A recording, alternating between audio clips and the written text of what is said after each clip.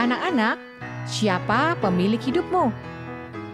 Ketika Allah menciptakan seluruh alam semesta dan manusia, berfirmanlah Allah, "Baiklah kita menjadikan manusia menurut gambar dan rupa kita, supaya mereka berkuasa atas ikan-ikan di laut, dan burung-burung di udara, dan atas ternak, dan atas seluruh bumi, dan atas segala binatang melata yang merayap di bumi." Allah menciptakan manusia menjadi miliknya yang amat dikasihinya. Dan Allah memberikan sebuah tugas yang mulia kepada manusia, yaitu untuk menjadi wakil Allah dalam dunia ciptaannya. Allah mau manusia dan seluruh keturunannya, anak-anak dan cucu-cucu mereka berkuasa, mengembangkan, mengusahakan, dan mengelola dunia ini. Adam dan Hawa, manusia pertama yang Allah ciptakan itu, ditempatkan di taman yang amat indah yang bernama Taman Eden. Namun, setelah beberapa waktu berlalu, apa yang dilakukan Adam dan Hawa? Suatu hari, Hawa bertemu dengan ular dan ia termakan tipu muslihatnya. Adam dan Hawa makan buah dari pohon pengetahuan yang baik dan jahat, padahal Allah sudah memperingatkan mereka supaya tidak makan dari pohon yang satu itu saja. Karena waktu mereka makan, mereka pasti mati. Tetapi hari itu mereka memilih jalan mereka sendiri. Sehingga akhirnya Adam dan Hawa dan seluruh keturunannya jatuh di dalam dosa. Nah, apa itu dosa? Dosa adalah lebih mendengarkan si jahat dan mengabaikan Allah. Dosa adalah lebih menjalankan rencana si jahat dan memberontak kepada Allah. Dosa adalah lebih memilih keinginan diri sendiri dan menolak mengikuti keinginan Allah yang baik. Oleh karena itu, Adam gagal menjadi wakil Allah yang setia di dalam dunia ciptaan ini. Dan karena dosa, mereka tidak bisa tinggal bersama dengan Allah karena mereka pasti mati. Di dalam Alkitab ada tertulis, Sebab itu, sama seperti oleh satu pelanggaran, semua orang beroleh penghukuman. Jadi, sama seperti oleh ketidaktaatan satu orang, semua orang telah menjadi orang berdosa.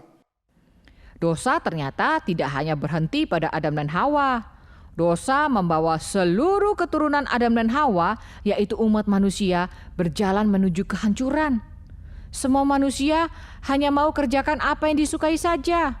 Semua manusia hanya mau mengerjakan apa yang memuaskan hawa nafsunya, dan tidak lagi bisa mengasihi Allah dan menjalankan rencana Allah. Kita sekalian sesat seperti domba, masing-masing kita mengambil jalannya sendiri. Di dalam dosa, kita makin jauh dari Allah. Kita makin menuruti keinginan dosa dan segala nafsunya.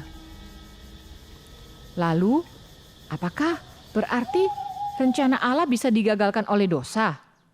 Tidak. Allah mau kita menjadi wakilnya kembali, menjadi wakilnya di dunia ini. Oleh karena itu, Allah mengutus anaknya yang tunggal menjadi manusia. Tuhan Yesus datang ke dalam dunia menjadi manusia. Ia lahir menjadi bayi di suatu kandang palungan yang sangat hina. Lalu ia bertumbuh di dalam keluarga yang amat sederhana, bertumbuh melalui segala kesulitan yang mungkin dialami oleh manusia.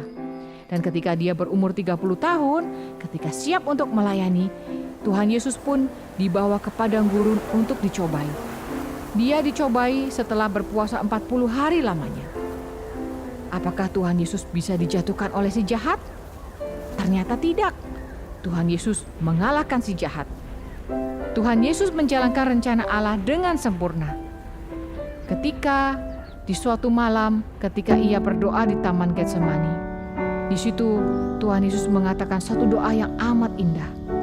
Ya Bapa, bukan kehendakku yang terjadi, melainkan kehendak-Mu.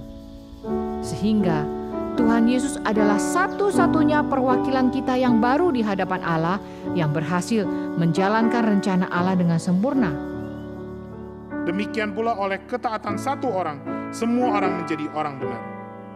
Demikian pula oleh satu perbuatan kebenaran, semua orang beroleh pembenaran untuk hidup.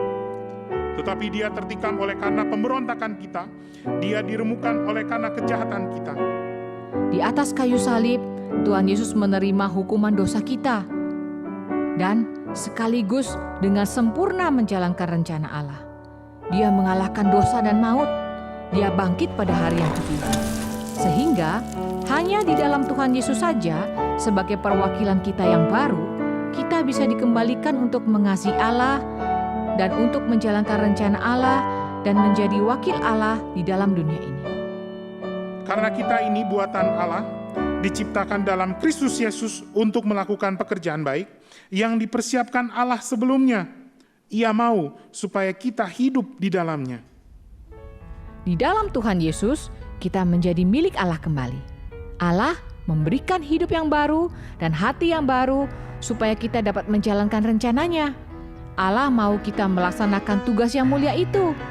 Allah mau kita kembali menjadi wakilnya untuk mengelola seluruh dunia ciptaannya dengan hati yang mengasihi Dia.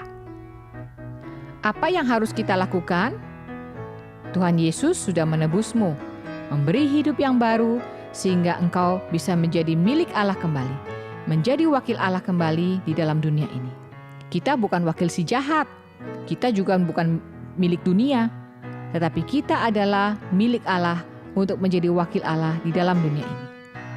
Nah anak-anak, maukah engkau kembali menjadi milik Allah, menjadi wakil Allah yang setia, yang menjalankan tugas mulia yang Allah percayakan kepadamu? Anak-anak, mari kita berdoa. Bapa di surga, aku sangat bersyukur atas penebusan Tuhan Yesus